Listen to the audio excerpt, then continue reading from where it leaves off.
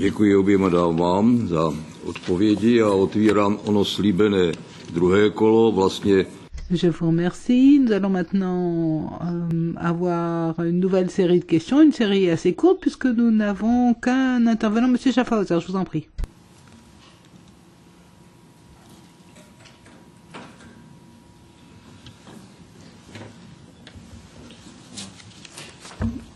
J'ai été amené à la question de sécurité et développement puisque j'ai repris une partie de mes activités et je me suis rendu récemment au Cameroun pour étudier à la fois avec des militaires et un certain nombre de pays la question du Nord Cameroun et du lac Tchad.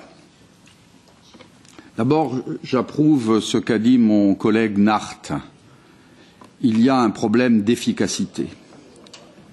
Deuxièmement, je me pose la question pourquoi déconnecter totalement les questions de développement et de sécurité dans les financements?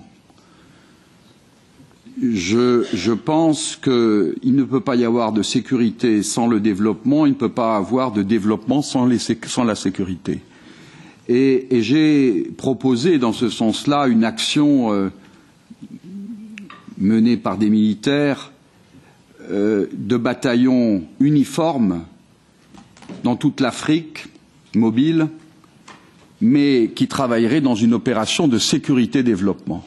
Donc nous devons réfléchir à la Commission doit réfléchir comment financer et ne pas déconnecter le développement des actions de sécurité, y compris le financement d'armes. Je sais que cela peut choquer les bonnes âmes, mais là on n'est pas dans les bonnes âmes, on est dans la réalité. Troisièmement, se pose la question que mon collègue Nart a souligné de l'efficacité. Il ne faut pas créer de nouveaux machins.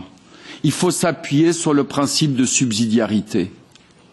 Vous savez très bien qui est présent en Afrique et qui peut agir en Afrique de manière efficace. Il y a la France, il y a la Russie, quand je pense au nord de l'Afrique. Je vois mal la France demain traiter le problème de l'Algérie, par exemple, qui peut éclater. La question de la Libye est actuellement aussi d'actualité, et la Russie est très active en Libye, je ne sais pas si vous le savez. Donc, il y a la France, il y a la Russie, il y a les États-Unis. Nous étions dans une approche à trois.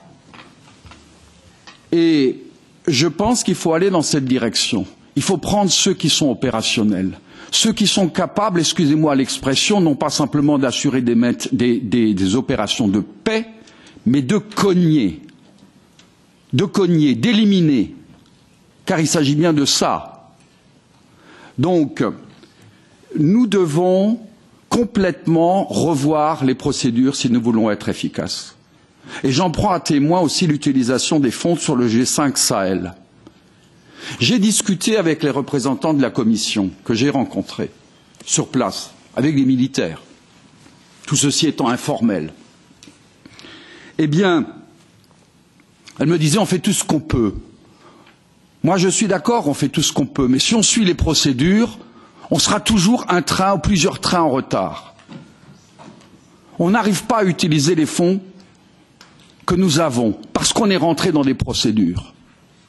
Est-ce qu'il ne faut pas s'adapter à la réalité? Est-ce que ce n'est pas possible? Les Américains proposent, par exemple, qu'on travaille comme les privés travaillent d'une certaine manière. On fait un fonds, comme le fonds Marshall, avec ses procédures propres, qui peut intervenir à la fois dans les financements d'opérations de développement, mais aussi dans le financement d'opérations de sécurité. Est-ce qu'il ne faut pas nous adapter à la réalité? Ou est-ce que nous allons continuellement nous imaginer, je finis Président, que c'est la réalité qui va s'adapter à nos procédures? Donc il faut revoir, l'enjeu est fondamental. Si l'Afrique explose, l'Europe explose, et l'Afrique est en train d'exploser. Et je peux vous dire, il suffit de continuer comme on continue pour qu'elle explose. Je vous remercie.